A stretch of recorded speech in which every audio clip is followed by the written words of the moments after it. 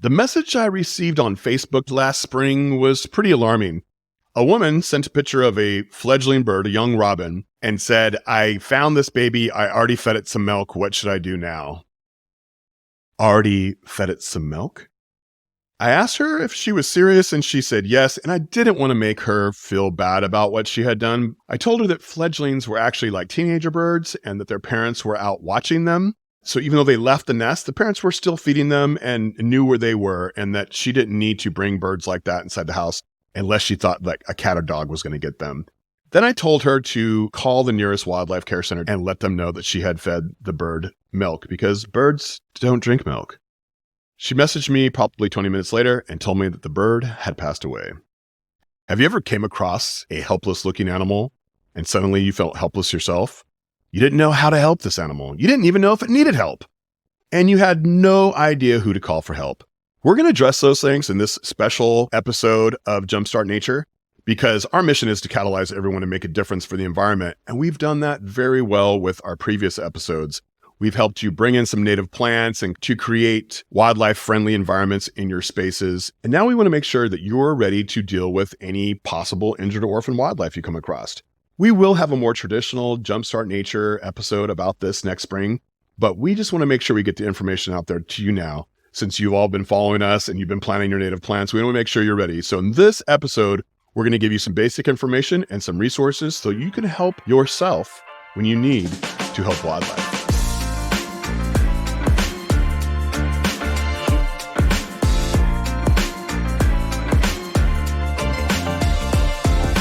I'm Griff Griffith, and welcome to Jumpstart Nature.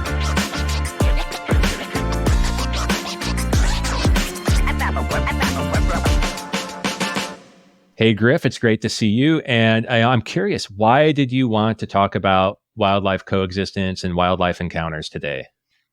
Well, Michael, I just listened to our podcast again, especially Yard of the Future and Plant Your Bird Feeder really made me think about how our mission is to catalyze people to make a difference for the environment. And if they listened to our podcast and they planted these native plants, they are going to attract more wildlife. And so I think it's time that we talk about wildlife coexistence and what to do if you find like a possible injured or orphaned baby bird. Because if you're doing everything that we suggest in our episodes, then you are going to have more wildlife encounters. And this is a good thing. But sometimes you may think the wildlife needs your help, and it's best to know what to do before you get in the situation than when it happens. Because folks, it's going to happen. You're eventually going to come across an animal you think is injured or orphaned. And if you got a big heart and you're concerned about the animal, thank you very much. This is a sign that you are a good person. And so we want to help you do the best you can. And since it's spring and it's happening right now, I wanted to just jump on and do this quick helpful video until we get something with more experts in the future. Absolutely. We would love to create a fully produced Jumpstart Nature episode on this topic, but I think timeliness is more important here. And hey, Griff, I know that you're a superstar in social media, but this isn't a video. Oh, okay. It's a perfect topic and the timing couldn't be better. It's springtime. We're going to turn this around real quick and get it out there so that everybody can listen. And yeah, you're right. Every year I hear about people who maybe encounter a box turtle or bunnies or birds or whatever the case might be. And it is hard to know what to do. So we're going to run through a few examples, I think, today and resources that exist for people to help and not make an accidental mistake. Perhaps the best way to start, you talked about birds. That may be the most common encounter that someone will have. What do you do when you see a bird on the ground? So when it comes to a songbird, which is you're most likely to encounter, the first thing to establish is whether or not it actually needs your help. There's so many good resources that we can talk about, so don't feel like you have to take a bunch of notes right now. But one of the first things you want to do is just, if it's in your yard, just make sure you're safe wherever you're at. So like if it's a little songbird, chances are you're safe.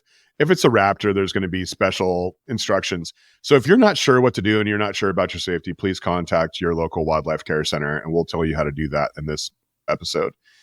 But if it's a songbird, determining whether or not it's a fledgling or a nestling is really important. So basically, is it a baby bird or is it a teenager bird? So songbirds can fledge, meaning they can leave their nests in 2 weeks, but they still look like a baby Their tail feathers aren't as long. They might still have some white feathers on them. Like scruffy. Yeah, they're scruffy, but they can move. They can hop. They'll try to get away from you maybe.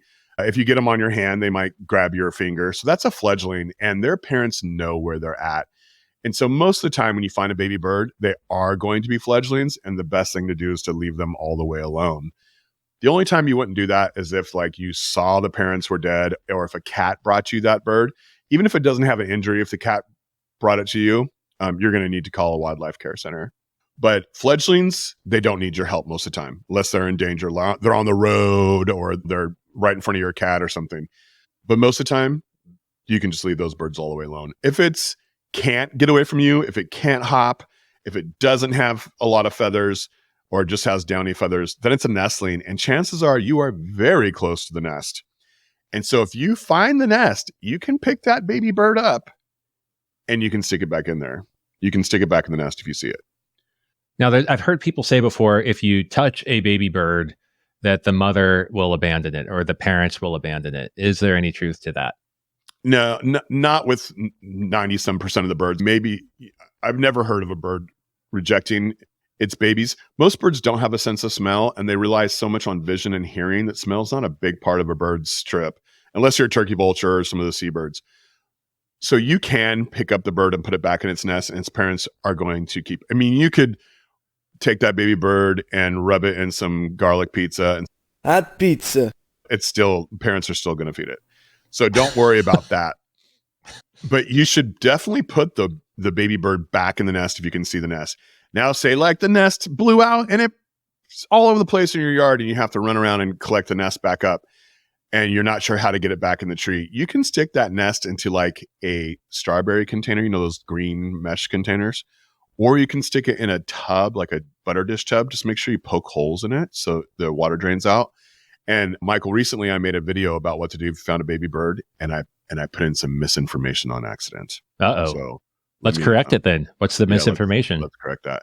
So I talked about when you're fixing the bird nest, like, so say like you found the bird nest, or if you didn't find the bird nest, I said just put some cloth or paper towel in there, and that is the wrong information. Do not do that, because if it rains and that gets wet, that could chill the baby to the point that it dies from hypothermia. So when I said that in my last video, I was thinking about having the bird in a nest and feeding it inside the house, but I misspoke. So I just want to correct that if you have to make a nest, use long blades of grass, but hopefully you can find the nest that the parents made and stick it back in the tub, and then put that in the exact same spot that you think the nest came out of. And if you don't know, get it as close as possible. When I was in agriculture, I've taken nests out of like combines, like harvesters and stuff, and taped them to the barn walls, and the birds still fed the babies there. But try to get the nest back in the exact same spot if you can. Yeah, the birds aren't stupid. The parents are looking, listening.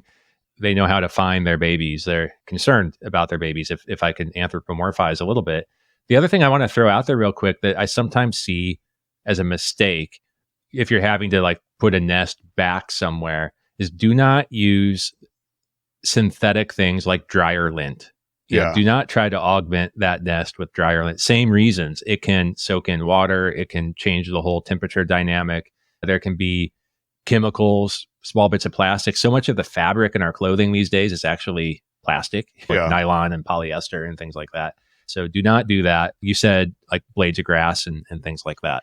Yeah, that's the recommendations I'm seeing wildlife rehabilitators say, is long grass. But definitely, if you have any questions, you should go straight to the professionals. And in California, we have the California Council for Wildlife Rehabilitators.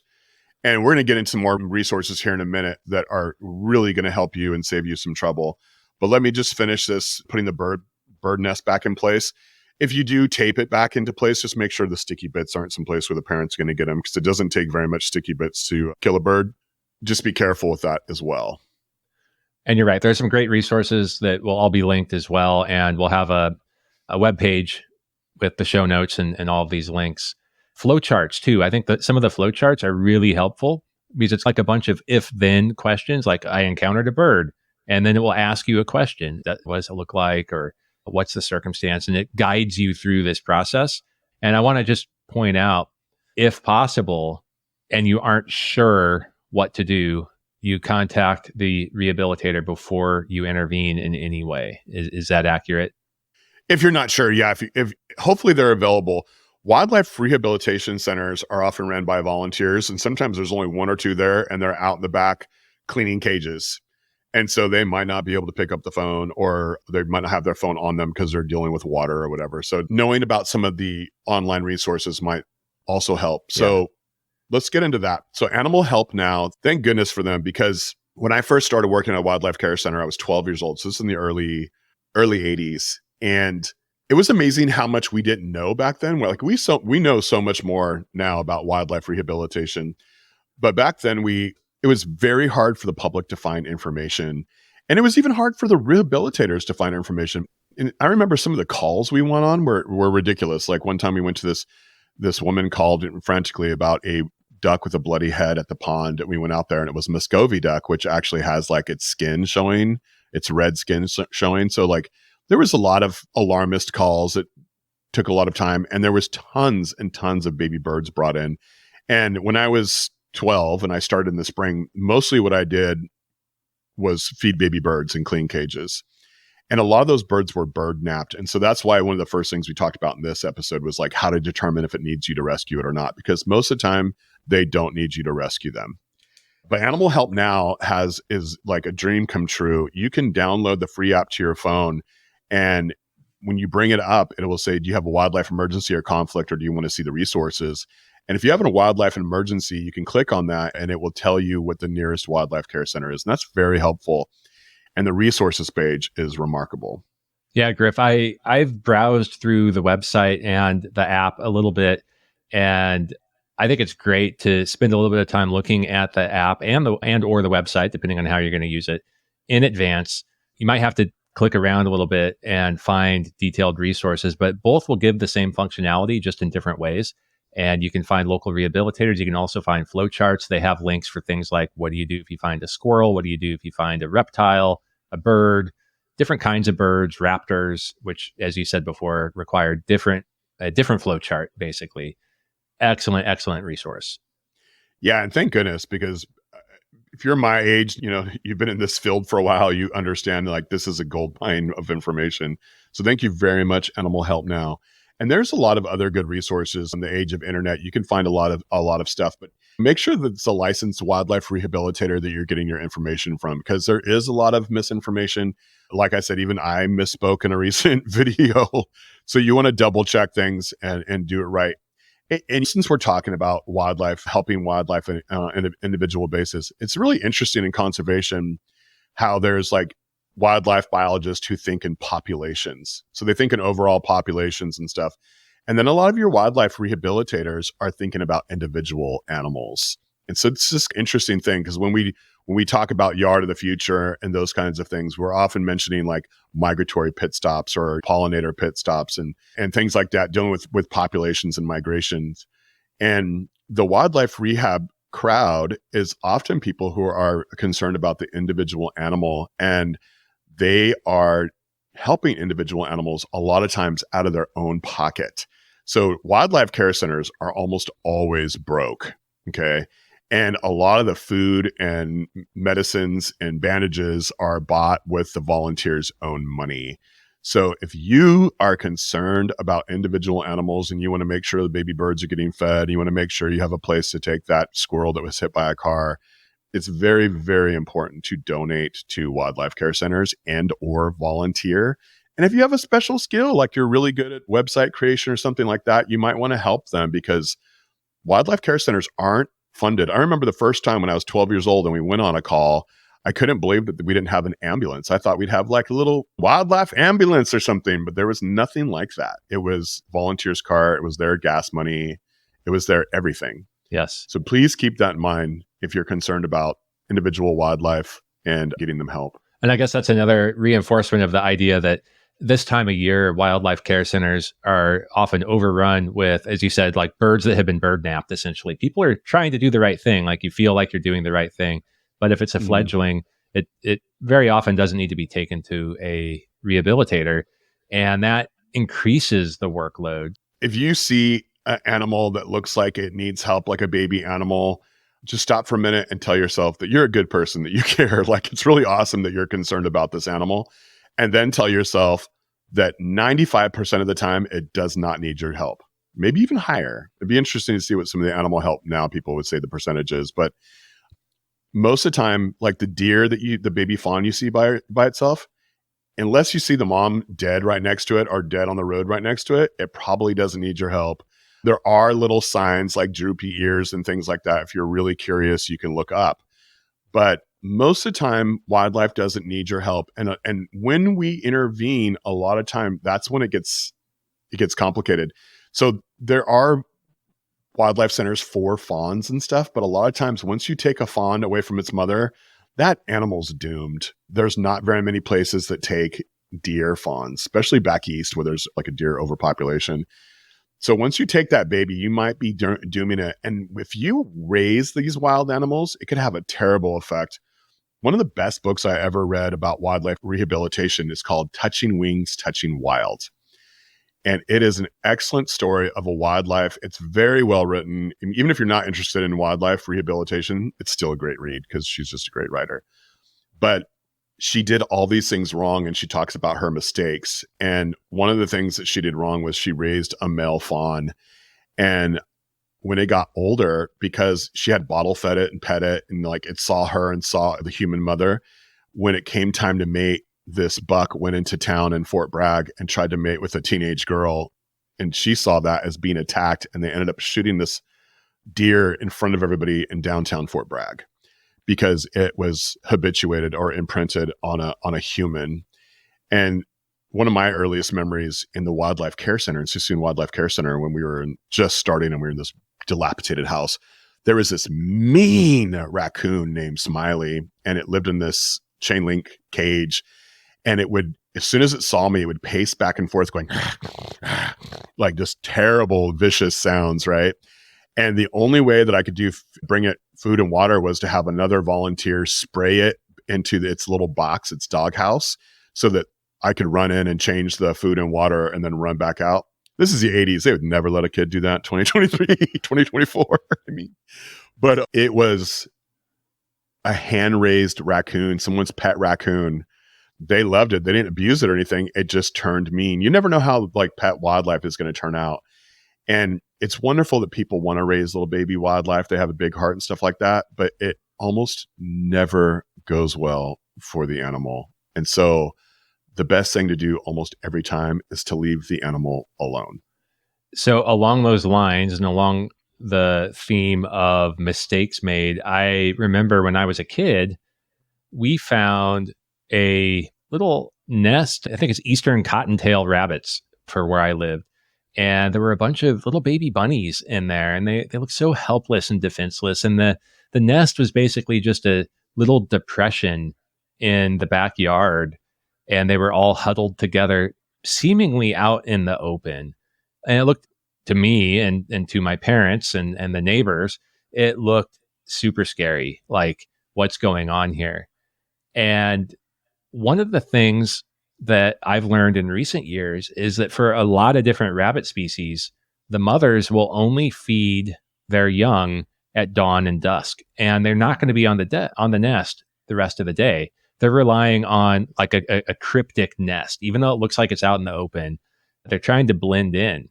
And if you encounter baby bunnies and they appear to be abandoned, they may not be abandoned. So there's some things you can do. And again, Animal Help Now has a nice flow chart, but this is another example of understanding a little bit of the behavior of the animal and what the normal, say, life cycle during the rearing phase can be super helpful. Yes. And another thing, when we talked about birds, like the parents aren't going to smell your scent. When you touch mammals, the parents are going to smell your scent. And a lot of times the fear is not that the parents are going to reject the baby that you touched. It's that the predator is going to smell your smell on that baby. And so when you touch if you're like, oh, we're just going to touch these rabbits and give them little kisses and stick them back or whatever, that might be what the coyote needed to find that rabbit.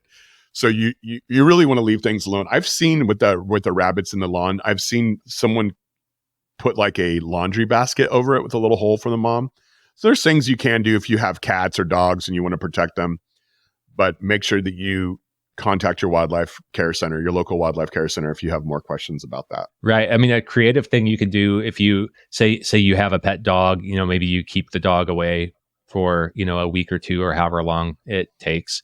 But a creative way to protect that rabbit nest that I've seen wildlife rehabilitators recommend is like if you have a tomato cage or some kind of, you mentioned the laundry basket, it's something where the mother can still get back in, but perhaps some threat won't. And one other really interesting thing that I've seen and read about is you talk about leaving them alone and not touching them. I think also not paying too much attention, like not going overboard, because say crows and ravens and corvids, they're super smart birds and they're kind of always watching us. There are countless stories of corvids looking at what people are doing to find food, to see what our behaviors are. So something else to be aware of, if you happen to hear or see a crow in your backyard or a jay or something like that, don't go and stare at those baby bunnies at that moment. Yeah, exactly. It's funny when we used to do bird surveys, when I used to do bird surveys for the Wildlife Conservation Society, the biologist that I was working for, the main biologist, was convinced that the corvids would figure out our flagging that we put near the nests. And so we had to put the flagging far away from the nest and write instructions about which direction to go to get to the bird nest, because we were monitoring them, because they were convinced that the corvids were going to find these nests. That's a whole other thing. I've been trying to get a corvid specialist on the podcast because corvids are so amazing and so smart. And they can figure things out. And actually, I'm sorry, I was going to mention something back on the whole bird thing. I was thinking of an analogy of what it's like to be a fledgling. So imagine you're a little bird, you're in a nest somewhere. Maybe that nest is even on the ground. There are a lot of ground nesting birds out there. But regardless of where your nest is, at some point, you're going to start flapping your wings, exercising those muscles. You're going to want to be a bird. You're going to want to figure out how to fly. And it's like a toddler learning to walk, or a baby becoming a toddler. Those first few times where your little baby takes some steps, they're going to fall. They're going to make some mistakes, but that's how they learn. And that's exactly what's happening with a nestling as it becomes a fledgling. They're trying to figure out how to fly, and they're going to have some missteps, and they may end up on the ground. That's part of the process. You said don't put a fledgling back in the nest. You put nestlings back in the nest. You try to put a fledgling back, and it's going to end up right back on the ground again because it's going to do the same thing. I actually tried that before. It was ridiculous. Yeah. I for those of you who are really interested in making the world a better place for wildlife, and you are listening to our podcast, and so you're like, okay, yard of the future, I've planted native plants, plant your bird feeder. Okay, I don't have bird feeders out so much anymore because I don't want to commit to washing them as frequently as you guys recommend. So I'm just going to let my native plants feed them. Another thing you could do is you can download the free Merlin app and sit in your backyard. So I just moved from, I've lived, for those of you who know me, I've lived in parks and in very wild places for most of my adult life. And now I live in town, and I'm so thrilled that I hear just as many birds here as I do when I lived in even out in the oak woodlands. There's so many birds in Eureka, California. And I know which birds have territories in my yard because I sit out with the Merlin app on my phone, the free Merlin app. And I know there's a house finch. I know that sings every night. I know there's a white-crowned sparrow that sings every night. I know there's Vox's swifts that fly over. So violet green swallows that fly over. So I know which birds are out there. So I could get onto allaboutbirds.org, Cornell University's bird site, and I could look up where these birds nest. So I can tell if they nest on the ground or if they nest midway up in the tree or high up in the tree. And I could learn about these birds just in case I do have some encounters with them. I know what they eat. I know they're feeding their babies insects. If I find their babies on the ground, I know where to look for a nest. If you do some of these preventative things and going to Animal Help Now's website, you'll be ready, because when those of us who have big hearts, when we find wildlife that need our help, a lot of times you get a little anxious and like you get the sense of urgency and you want to be prepared, just like you are as a parent or anything else. You want to be able to like be ready to react. And so I'd encourage you to find out what birds live in your area, especially in spring, who's singing. Find out a little bit of something about those birds. Assign it to your kids. Have your kids have to be the ones to figure all this out, and they can report to you. And then know where your wildlife care center is. And maybe go through, especially you parents, go through with your kids, assign this to them. So when the moment arrives for you to have to do something for wildlife, that you're ready. Yeah. And that actually reminds me, one of our episodes in season 1 was about connectivity and the impacts that roads have. And I think a real common encounter that people have during a period of time in spring, depending on where you're at, whenever spring is you might see a turtle in the road, like a box turtle, which can be very small. And as big-hearted people, you want to help that turtle. So one of the common mistakes with box turtles is like maybe there's not an understanding that it's not a baby turtle. Box turtles are pretty small, but usually it's crossing a road because it's trying to get to a breeding site, a nesting site, something nearby. So rather than pick up that turtle, if it's uninjured, what's recommended is just help it across the road in the direction that it was pointed. So don't set it on the other side of the road. Don't take it to your nearby pond. Just help it cross the road exactly where it's at. And that's the best practice. And box turtles in a lot of places are in severe decline. So, when we're talking about populations versus individuals, like this is a case where helping the individual probably helps the population as well. Yeah. Yes. Yeah. And I feel terrible about all the turtles who I sabotaged their plans on accident. I would see them like far out in the fields, and I would pick them up and take it like the Pacific pond turtle, and I'd take it back and put it in the pond. And sometimes it would pop up and look at me, and now I know it was going like, why did you do that? I was trying to go lay eggs, or I was trying to go hibernate or whatever. So yes, really good advice there. Oh, so, one other really interesting thing that I saw is that if, you use these resources, you use these tips, and ultimately the direction that you get, whether it's from Animal Help Now or talking to a rehabilitator, is they say, bring this thing in, bring it in. A best practice is to make specific note of your location. If you have your mobile phone with you, you could do like a GPS pin, drop a pin, so you know exactly where you found it. Because very often, some of these animals need to be returned to the specific place where it was found. Yeah. And that's true for turtles especially, but I know it's true for other animals. So I would say that's just a best practice. If you pick something up, make sure you know exactly where you picked it up, as close as possible to the specific location.